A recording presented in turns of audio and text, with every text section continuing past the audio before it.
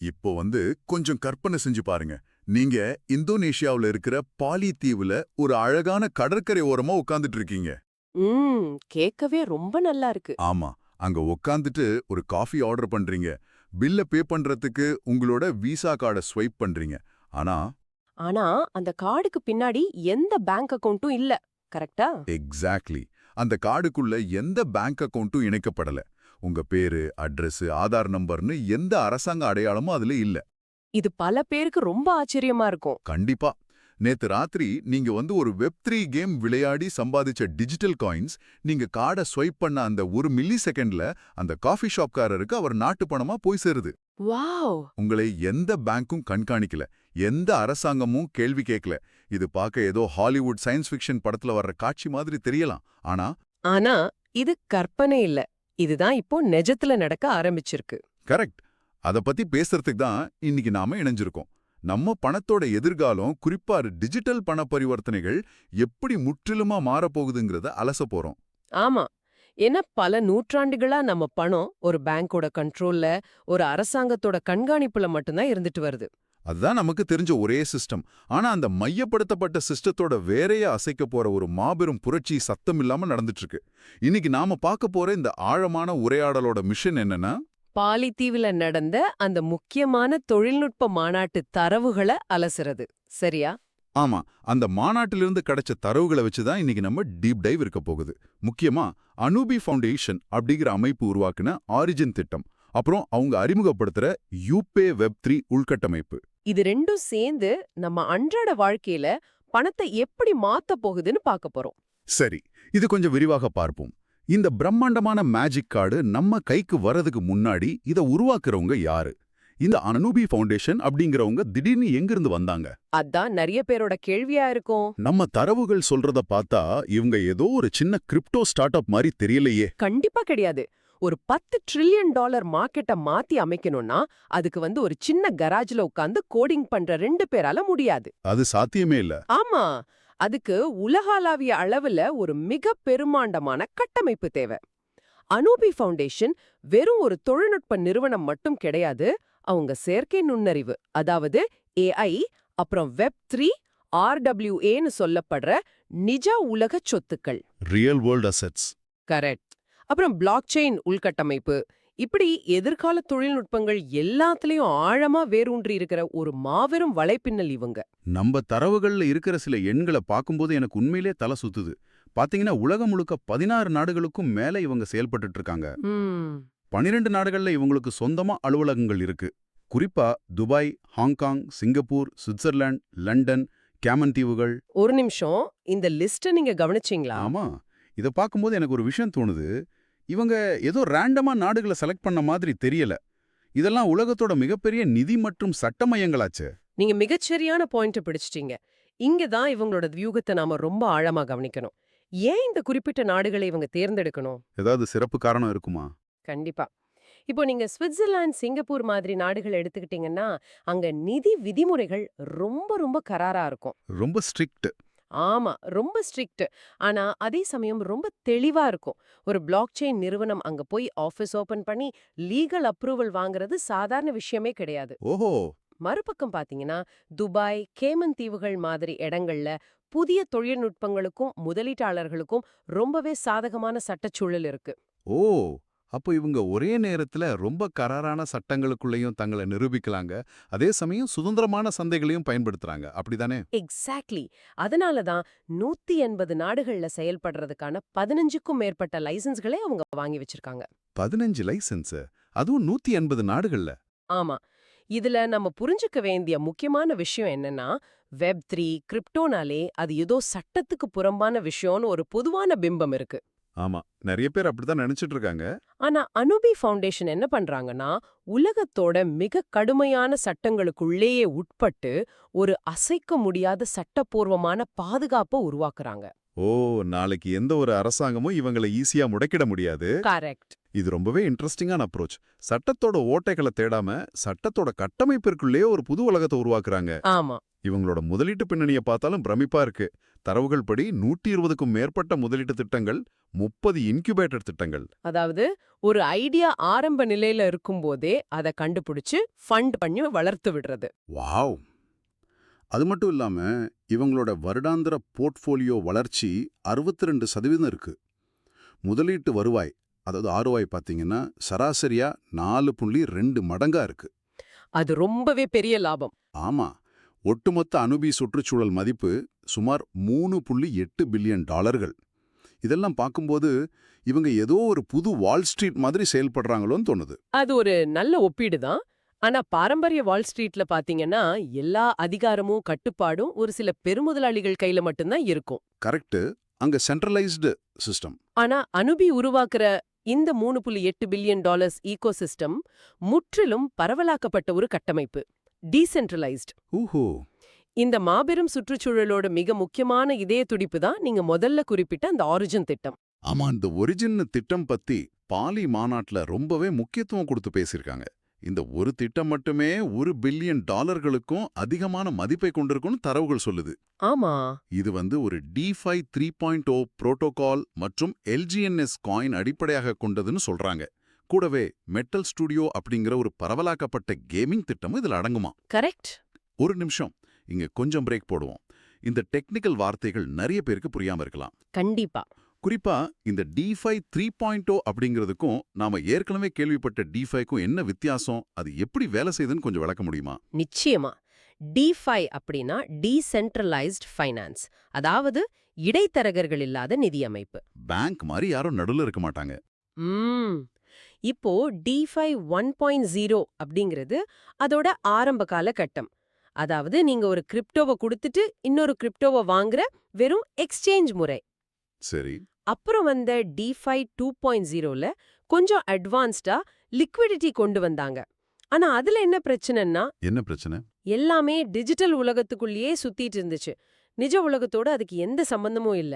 அதனால பல மாடல்கள் ரொம்ப சீக்கிரமே காணாம போயிடுச்சு. ஆமா, நேத்து வரைக்கும் ஒரு காயின் விலை லட்சக்கணக்கில் இருக்கும், இன்னைக்கு திடீர்னு 0 ஆயிடும். அந்த நிலையற்ற தன்மைதான பெரிய பிரச்சனை. துல்லியமா சொன்னீங்க. அந்த நிலையற்ற தன்மையை உடைக்கிறதுக்கு தான் இந்த ஆரிஜின் மூலமா DeFi 3.0வை கொண்டு வராங்க. ஓ, அப்ப இது நிலையா இருக்குமா? கண்டிப்பா. இதோட ஸ்பெஷாலிட்டி என்னன்னா RWA, அதாவது நிஜ உலக சொத்துக்களை டிஜிட்டல் உலகத்தோட இணைக்கிறது. நிஜ உலக சொத்துக்கள்னா கொஞ்சம் உதாரணம் சொல்ல முடியுமா? இப்போ உதாரணத்துக்கு துபாயில இருக்கிற ஒரு ரியல் எஸ்டேட் பில்டிங் மூலமா வர்ற வாடகை வருமானத்தையோ அல்லது ஒரு பெரிய நிறுவனத்தோட லாபத்தையோ பிளாக் செயின் மூலமா டோக்கனா மாத்தி அதை இந்த சிஸ்டம்குள்ள கொண்டு வராங்க. நிஜமாவா? ஆமா. அப்போ என்ன ஆகுது? உங்க டிஜிட்டல் காயினுக்கு பின்னாடி நிஜ உலகத்துல இருக்கிற ஒரு உண்மையான சொத்தோட மதிப்பு பேக்கப் ஆகுது. அப்போ அந்த காயின் மதிப்பு திடீர்னு 0 ஆகாது. கண்டிப்பா ஆகாது. இது ஒரு நீண்ட கால நிலைத்தன்மையை உருவாக்குது. இந்த முழு கட்டமைப்பையும் இயக்க பயன்படுற எரிபொருள் தான் அந்த LGNS காயின். வாவ், இப்ப ரொம்ப தெளிவா புரியுது. அதாவது காத்துல கோட்டை கட்டாம நிஜ உலகத்தோட அஸ்திவாரத்துல டிஜிட்டல் உலகத்தை உருவாக்குறாங்க. மிக சரியான வார்த்தைகள். இவ்ளோ பெரிய $3.8 பில்லியன் மதிப்புள்ள வலைப்பின்னல், ஆரிஜின் மாதிரி பிரம்மாண்டமான கட்டமைப்புகள், இது எல்லாமே ரொம்ப பிரமாதமா இருக்கு. பாலி மாநாட்டுல அறிமுகப்படுத்தப்பட்டதுதான் இந்த யூபே கார்டு கட்டமைப்பு, சரியா? ஆமா. எந்த ஒரு பெரிய தொழில்நுட்பமா இருந்தாலும் அது நம்ம அன்றாட வாழ்க்கையில நம்ம தினமும் போய் டீ குடிக்கிற கடையில பயன்படலனா அதனால எந்த பிரயோஜனமும் இல்ல. கண்டிப்பா. வெறும் பேப்பர்ல இருந்தா பத்தாது. அதான் பாலி மாநாட்டுல பகிரப்பட்ட ஒரு முக்கியமான டேட்டா என்னன்னா, 2030ஆம் வருஷத்துக்குள்ள உலகளாவிய டிஜிட்டல் கட்டணச் சந்தை சுமார் $10 ட்ரில்லியன் எட்டும்னு கணிக்கப்பட்டிருக்கு. $10 ட்ரில்லியன்? ஆமா. இதுல பணப்பரிவர்த்தனையோட பரிணாம வளர்ச்சியை அவங்க ரொம்ப அழகா பிரிச்சு காட்டியிருக்காங்க. முதல்ல 3ஆம் தரப்பு அமைப்புகள்னு சொல்லப்படுற விசா, மாஸ்டர் கார்டு எல்லாம் வந்துச்சு. நாம எல்லாரும் இப்ப யூஸ் பண்றது இல்ல. அப்புறம் 4ஆம் தரப்பு அமைப்புகளான கூகுள் பே, ஆப்பிள் பே எல்லாம் வந்துச்சு. இப்போ அடுத்த கட்டமா Web3 அடிப்படையிலான இந்த யுபே கட்டமைப்பை அறிமுகப்படுத்துறாங்க. நீங்க உலகத்துல எங்க இருந்தாலும் ஒரு யுபே விசா கார்டு மூலமா உங்களால செலவு செய்ய முடியும்னு சொல்றாங்க. கரெக்ட். ஒரு நிமிஷம், இங்க எனக்கு ஒரு பெரிய சந்தேகம் வருது. கேளுங்க. இப்போ Web3 பிளாக் செயின், இதோட முக்கிய நோக்கமே பழைய வங்கிகள், விசா, மாஸ்டர் கார்டு மாதிரி இடைத்தரகர்களை ஒழிக்கிறது தானே? ஆமா. அப்புறம் ஏன் இவங்க மறுபடியும் அதே விசா கூட கைகோர்க்கணும்? இது பிளாக் செயின் தத்துவத்துக்கே முரணா இல்லையா? விசாக்குள்ள போயிட்டா அப்புறம் எங்க சுதந்திரம் இருக்கு? இது ரொம்ப ரொம்ப நியாயமான கேள்வி. ஆனா, இத நீங்க எப்படி வேலை செய்யுதுன்னு கொஞ்சம் ஆழமா பாத்தீங்கன்னா, இதோட ஜீனியஸ் உங்களுக்கு புரியும். அப்படியா? எப்படின்னு சொல்லுங்க. இப்போ கருத்தியல் ரீதியா வெப்3 அப்படிங்கிறது முழு சுதந்திரம், எந்த இடைத்தரகரும் இருக்கக்கூடாதுங்கிறது உண்மைதான். ஆனா பிராக்டிகலா யோசிச்சு பாருங்க. இன்னைக்கு நீங்க உங்க ஊர்ல இருக்கிற ஒரு சூப்பர் மார்க்கெட்டுக்கு போய் உங்க பிளாக் செயின் வாலெட்ல இருக்கிற எல்ஜிஎன்எஸ் காயினையும் பிட்காயினையும் கொடுத்து 1 கிலோ அரிசி வாங்க முடியுமா? கண்டிப்பா முடியாது. அந்த கடைக்காரருக்கு கிரிப்டோனா என்னன்னே தெரியாது. அவருக்கு ஒரு ரூபா நோட்டோ, அவங்க நாட்டு பணமோ தான் வேணும். எக்ஸாக்ட்லி. அந்த கடைக்காரருக்கு கிரிப்டோவை ஏத்துக்கிற கட்டமைப்பு இன்னும் வரல. அங்கதான் ஒரு பாலம் தேவைப்படுது. ஓ! அந்த பாலன் தான் விசாவா? ஆமா. விசா அப்படிங்கிறது உலகத்தோட மிகப்பெரிய கட்டண வலைப்பின்னல். 180 நாடுகளுக்கு மேல 150 மில்லியன் வியாபாரிகள் கிட்ட விசா மிஷின் இருக்கு. அப்போ அது ரொம்ப ஈஸியான வழி. கரெக்ட். இப்போ யூபே என்ன பண்றாங்கன்னா, உங்க வெப்3 வாலெட்க்கும் அந்த கடைக்காரரோட விசா மிஷினுக்கும் நடுவுல ஒரு பாலமா செயல்படுறாங்க. நீங்க கார்டை ஸ்வைப் பண்ணும்போது அது நேரடியா உங்க வாலெட்ல இருந்து பணத்தை எடுக்காது. ஓ! அப்போ விசா வந்து என்னோட வாலெட்ட பார்க்காதா? இது எப்படி நடக்குதுன்னு கொஞ்சம் விலாவாரியா சொல்லுங்க. ஏன்னா விசா நெட்வொர்க்குள்ள போயிட்டாலே அவங்க என்னோட டிரான்சாக்ஷனை ட்ராக் பண்ணுவாங்களே. இங்க தான் யூபேவோட தொழில்நுட்பம் வேலை செய்யுது. விசா நெட்வொர்க்கை பொறுத்த வரைக்கும் பணம் யூபேயோட கார்ப்பரேட் அக்கவுண்ட்ல இருந்து வர்ற மாதிரி தான் தெரியும். அப்போ என் பேர் வராதா? வராது. நீங்க கார்டை ஸ்வைப் பண்ற அந்த 1 மில்லி செகண்ட்ல பேக் எண்ட்ல ஒரு ஸ்மார்ட் கான்ட்ராக்ட் மூலமா உங்க வாலெட்ல இருக்கிற டிஜிட்டல் சொத்து அந்த நாட்டு ஃபியட் பணமா கன்வெர்ட் ஆகி யூபே சிஸ்டம்க்கு போகும். சரி. அங்கிருந்து விசா மூலமா கடைக்காரருக்கு போகும். அதனால கடைக்காரருக்கு தேவையான நிஜ பணம் கிடைச்சிடும். ஆனா விசாவுக்கோ அல்லது அந்த கடைக்காரருக்கும் பின்னாடி இதை பண்ணனது யாருங்கிற உங்களோட தனிப்பட்ட அடையாளம் தெரியாது. வாவ்! இது உண்மையிலே ஸ்மார்ட்டான ஒரு வியூகம் தான். அதாவது என் பணம் வெப்3ங்கிற எதிர்கால பாதுகாப்பான உலகத்துல இருக்கும். ஆனா நான் செலவு பண்றது விசாங்கிற எல்லோருக்கும் தெரிஞ்ச பழைய உலகத்தோட உள்கட்டமைப்பு வழியா இருக்கும். கரெக்ட். புரட்சிங்கிறது ஒரே நாள்ல பழைய சிஸ்டத்தை உடைச்சிட்டு வராது. பழைய சிஸ்டத்தோட தோல் மேல ஏறி நின்னு தான் புது உலகத்தை உருவாக்கும்னு சொல்றது இதுக்கு தான் போல. ஆமாம், ரொம்ப சரியா சொன்னீங்க. இந்த யூபே கார்டுக்குள்ள இருக்கிற சிறப்பம்சங்களை பாத்தீங்கன்னா நீங்க இன்னும் ஆச்சரியப்படுவீங்க. என்ன சிறப்பம்சம்? இன்னைக்கு நாம ஒவ்வொரு தேவைக்கும் தனித்தனி கார்டு வச்சிருக்கோம். பேங்க் கார்டு ஒன்னு, டிராவல் கார்டு ஒன்னுன்னு. ஆனா யூபே கார்டுல ஒரே பிசிக்கல் சிப்ல 10, 20, 50 இல்ல 100 கார்டுகளை கூட உங்களால வச்சுக்க முடியும்னு மாநாட்டுல சொல்லியிருக்காங்க. ஒரு நிமிஷம். பிசிக்கலா இருக்கிற ஒரு சின்ன சிப்ல எப்படி 100 கார்டு டேட்டாவை வைக்க முடியும்? அது சாத்தியமா? இது பிசிக்கலா 100 சிப்ப அடுக்கி வைக்கிற விஷயம் இல்ல. உங்களோட யூபே மொபைல் ஆப் மூலமா நீங்க வர்ச்சுவலா 100 கார்டுகளை உருவாக்கிக்கலாம். ஓ! ஆப் மூலியமாவா? ஆமா. ஒவ்வொரு கார்டுக்கும் ஒவ்வொரு பர்பஸ் வச்சுக்கலாம். ஒன்னு பிசினஸ் செலவுக்கு, ஒன்னு டிராவல் பண்ணும்போது செலவு பண்ண, ஒன்னு ஆன்லைன் சப்ஸ்கிரிப்ஷனுக்குன்னு தனித்தனியா பிரிச்சுக்கலாம். சூப்பர்.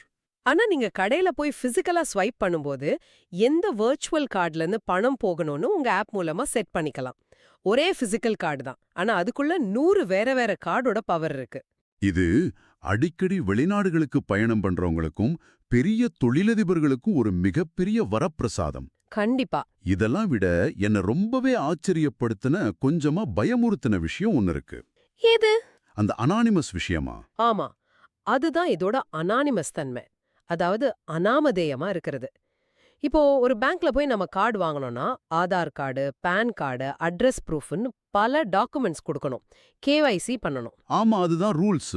ஆனா இந்த யுபே கார்டை பொறுத்த வரைக்கும் உங்க செலவுகள் எல்லாமே அனாமதேயமானவேன்னு சொன்னாங்க. இதை ஓபன் பண்றதுக்கு வெறும் ஒரு ஃபோன் நம்பர் அப்புறம் ஒரு இமெயில் ஐடி இது மட்டும் போதுமா? ஆமா, அது மட்டும் போதும். இது எப்படி சாத்தியம்? செக்யூரிட்டி பிரச்சனை வராதா? இப்போ பாரம்பரிய பேங்கிங் சிஸ்டம் எப்படி வேலை செய்யுதுன்னா, நீங்க யாரு அப்படிங்கிற உங்களோட அடையாளத்தை வச்சு தான் உங்களை நம்புது. கரெக்ட். ஆனா பிளாக்செயின் தொழில்நுட்பத்தோட அடிப்படையே வேற. அது நீங்க யாருன்னு கேட்காது, உங்ககிட்ட அந்த பரிவர்த்தனையை செய்வதற்கான டிஜிட்டல் சொத்து இருக்கா அப்படிங்கறத மட்டும்தான் மேத்தமெட்டிக்கலா சரிபார்க்கும். ஓஹோ! அதனால உங்களோட தனிப்பட்ட தரவுகள் பாதுகாப்பா இருக்கு. செக்யூரிட்டின்னு வரும்போது இது சாதாரண பேங்கை விட பல மடங்கு பாதுகாப்பானது. ஏன்னா உங்க பணம் யூபேயோட சர்வர்ல கிடையாது. அப்போ எங்க இருக்கும்? உங்க நிதி முழுமையா உங்களோட சொந்த வெப்3 பரவலாக்கப்பட்ட வாலெட்குள்ள பத்திரமா இருக்கு. டீசென்ட்ரலைஸ்ட் வாலெட்ல. அதாவது என்னோட பணத்தோட முழு கட்டுப்பாடும் என்கிட்ட மட்டும்தான் இருக்கும். எனக்கு எப்ப தேவையோ அப்ப மட்டும்தான் என்னோட வாலெட்ல இருந்து அந்த யூபே கார்டுக்கு பணத்தை நான் மாத்திக்குவேன். சரியா சொன்னீங்க. இதை யோசிச்சு பார்க்கும்போது எனக்கு ஒரு விஷயம் தோணுது. இது எப்படி இருக்குன்னா, என் ஸ்மார்ட் போனுக்குள்ளேயே ஒரு பிரத்யேகமான ஸ்விஸ் பேங்க் இருக்கிற மாதிரி இருக்கு. ரொம்ப சரியான ஒப்பீடு.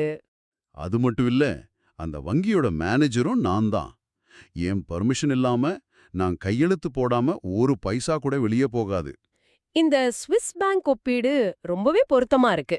இன்னைக்கு நாம பேங்க்ல போடுற பணம் நம்ம பணம்னு நாம நினைச்சிட்டு இருக்கோம். ஆனா உண்மை என்னன்னா அது பேங்கோட கண்ட்ரோல்ல இருக்கு. ஆமா, அவங்க நினைச்சா பிளாக் பண்ணிரலாம். நாளைக்கு ஏதோ ஒரு காரணத்துக்காக அரசாங்கமோ பேங்கோ நினைச்சா அடுத்த செகண்ட் உங்க அக்கவுண்ட முடக்க முடியும், ஃப்ரீஸ் பண்ணிடலாம். ஆனா இந்த பரவலாக்கப்பட்ட வாலெட்ட உலகத்துல இருக்க எந்த ஒரு சக்தியாலையும் முடக்க முடியாது. ஏன்னா பிளாக் செயின்ங்கிறது யாராலும் மாத்தவோ அழிக்கவோ முடியாத ஒரு சிஸ்டம். வாவ். ஒருவேளை யாராவது உங்க பிசிக்கல் கார்டை திருடுனா கூட வாலெட்ல இருக்க உங்க மெயின் பேலன்ஸ உங்களால தொடவே முடியாது. அந்த பாலத்தோட சாவி உங்ககிட்ட மட்டும்தான் இருக்கு. இத கேட்கும்போதே ரொம்ப சுதந்திரமாவும் பாதுகாப்பாவும் உணர்றேன். சரி, இந்த யூபே விசா கார்டு மூலமா உலகத்துல விசாவை ஏத்துக்கிற எந்த ஏடிஎம்லயும் பணம் எடுக்கலாம்னு சொல்றாங்க. இதோட பரிவர்த்தனை வரம்புகளை நான் பார்த்தேன். உண்மையிலே தலை சுத்துது. அந்த லிமிட்ஸ் எல்லாம் ரொம்ப பெருசு. ஆமா, சாதாரணமா ஒரு பேங்க்ல நாம ஒரு நாளைக்கு 1 லட்ச ரூபாய் எடுக்கிறதே பெரிய விஷயம். ஆனா இதோட லிமிட்ஸ் எல்லாம் வேற லெவல்ல இருக்கு. ஆன்லைன் பரிவர்த்தனைனா ஒரு தடவைக்கு $2 லட்சம் வரைக்கும் பண்ணலாம். ஆமா, தினசரி லிமிட்டும் 2 லட்சம் தான். மாதாந்திர லிமிட் பார்த்தா $1 மில்லியன். ஒரு மாசத்துக்கு $1 மில்லியன். இது ஆன்லைன்ல மட்டும் இல்ல. நீங்க நேரடியா ஒரு கடையில போய் POS மிஷின்ல ஸ்வைப் பண்ணும்போதும் பெரிய லிமிட் இருக்கு. அது எவ்வளோ? ஒரு தடவைக்கு $5000, தினசரி $50,000 வரைக்கும் செலவு செய்யலாம். ஏடிஎம்ல பணம் எடுக்கணும்னா தினசரி $5000, மாசத்துக்கு $1 லட்சம், வருஷத்துக்கு $1.2 மில்லியன் வரைக்கும் கேஷ் எடுக்கலாம். மை காட், இவ்ளோ பெரிய தொகையா? முக்கியமா இந்த லிமிட்குள்ள நீங்க எத்தனை தடவை வேணும்னாலும் ஏடிஎம்ல வித்ட்ரா பண்ணிக்கலாம். இவ்ளோ பெரிய தொகையை ஏன் அவங்க லிமிட்டா வைக்கணும்? இது ஏதோ என்ன மாதிரியான சாதாரண ஆட்களுக்கான கார்டு மாதிரி தெரியலையே. உலகளாவிய பிசினஸ் பண்றவங்களுக்கானதா இது. கண்டிப்பா. இத ஒரு சாதாரண உதாரணம் மூலமா புரிஞ்சுக்கலாம். இப்போ நீங்க இந்தியால இருக்கீங்க.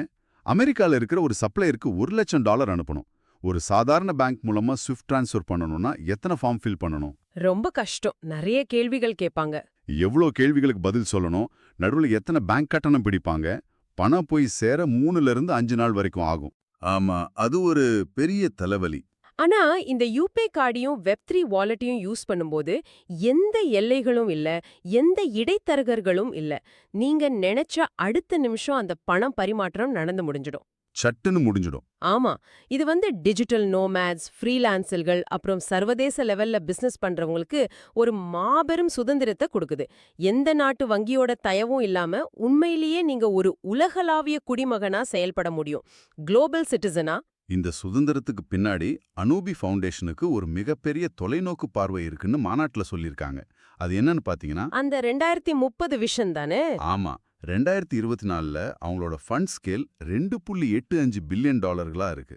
ஆனா அடுத்த 3 வருஷத்துல இத $15 பில்லியன் உயர்த்த இலக்கு வச்சிருக்காங்க. அது ரொம்ப பெரிய பாய்ச்சல். அது மட்டும் இல்லாம 2030க்குள்ள $5 பில்லியன் மதிப்பில் ஒரு கோ-இன்வெஸ்ட்மெண்ட் ஃபண்டை உருவாக்குறது, ஏஐ மற்றும் வெப்3 சுற்றுச்சூழலை விரைவுபடுத்துறது, இது எல்லாத்தையும் விட மிக முக்கியமான ஒரு விஷயம் ஒன்று இருக்கு. என்னது? நாஸ்டாக் பங்குச்சந்தையில இவங்களோட நிறுவனத்தை பட்டியலிட போறாங்களாம். அதாவது லிஸ்டிங் பண்ண போறாங்க. ஒரு வெப்3 நிறுவனம் ஏன் பாரம்பரிய நாஸ்டாக் மார்க்கெட்டுக்கு போகணும்? அதுதான் மாஸ்டர் ஸ்ட்ரோக்.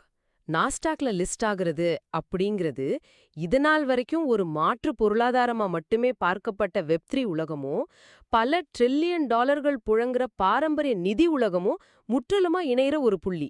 ஓஹோ, ரெண்டும் சேருது. ஆமா, அது நடக்கும்போது கிரிப்டோவோ பிளாக் செயினோ இனிமேல் ஒரு விளிம்பு நிலை தொழில்நுட்பம் கிடையாது. அதுதான் இனி